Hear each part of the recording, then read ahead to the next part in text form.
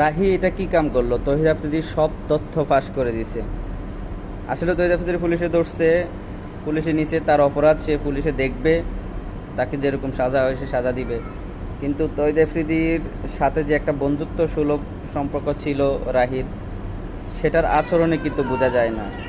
কারণ তহিদ আফ্রিদির সাথে একসাথে ছিল, একসাথে থাকছে, একসাথে খাবার খাইছে, একসাথে কন্টেন্ট ক্রিয়েট করছে।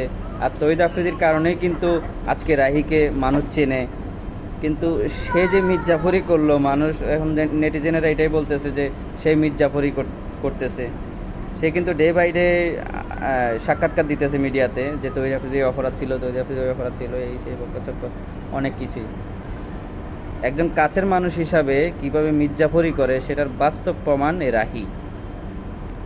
তো এভাবে কিন্তু চলতে থাকলে মানুষ বন্ধুত্ব সম্পর্কটা নষ্ট করতে থাকবে। তো আপনারা যারা তার ভিডিও দেখেন না, অবশ্যই ভিডিও দেখবেন এবং কমেন্টে জানাবেন। আমি কিন্তু কারো সাপোর্ট করতেছি না। তহিদ আফ্রিদি অপরাধী, অবশ্যই অপরাধী, সেটা তার শাস্তি, সেটা পেতে হবে। কিন্তু বন্ধু যে বন্ধুর ক্ষতি করতে পারে সেটারও একটা বাস্তব উদাহরণ। মেট্রো রেল এগুলো একটা ভিডিও বানাই তুইব। এই কথা বলে আমার বলতে যে তোলাই ভাইয়া কিছু টাকা পাঠাইছি, তো হেতু থেকে বলা আমার তো ভয় পাই। আমি কিন্তু এর আগের মতো হয়, আমি আমাদের টিমে সবাই তার আগের মতো হয়। কারণ মানে সে অন্যরকম মানুষ ভাই, সে ক্যামেরার ভিতরে একরকম, কিন্তু ক্যামেরার বাইরে খুব ডেঞ্জারাস একটা লোক। তারা কিন্তু সবাই ভাই ইউটিউব ইন্ডাস্ট্রিতে একটা টাইমে তার সবাই আগের মতো ভাই, সবাই যে তার পিছিয়ে লাগাইতেছে। যারা আমরা টিমে যারা রাস্তা ছাত্র আন্দোলনের সময় তার বিপক্ষে চলে গেছিল, তার বেল্টের বাইরে আমাদের বেশি কেউ খায়নি।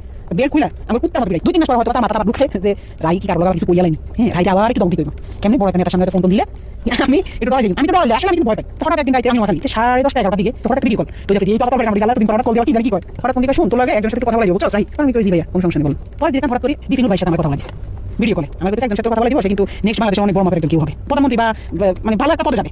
তো পরে দিই আপনি ভাইকে বুঝছিস তো তোর ভাইয়ের অবস্থানটা?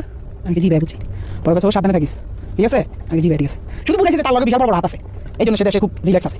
মানে বুঝাইছে এটা 5 আগস্টের পরে 2 মাস 3 মাসে আসে নাই, তখন আলহামদুলিল্লাহ বলছিলাম যে আল্লাহ সে না আসুক, সে তার মতো থাকুক, আমরা আমাদের মতো থাকি। আমরা তার কাছে যাই তো সে আমার কাছে না আসুক। যে মানুষ 5 আগস্টের পরে এসে দেশে স্টে করতে সুন্দরভাবে থাকছে, আল্লাহ তাকে সুযোগ দিয়েছে। কিন্তু আপনার ভিতরে তো ওই মানুষ তো আপনি শুধু রিল্যাক্স কার ধরবেন, কার মারবেন, কার কি করবেন, আপনার মনের মধ্যে শুধু এসে ভাবি আল্লাহ কেমন ছাড় দিব, এসব কারণে তাহলে আমরা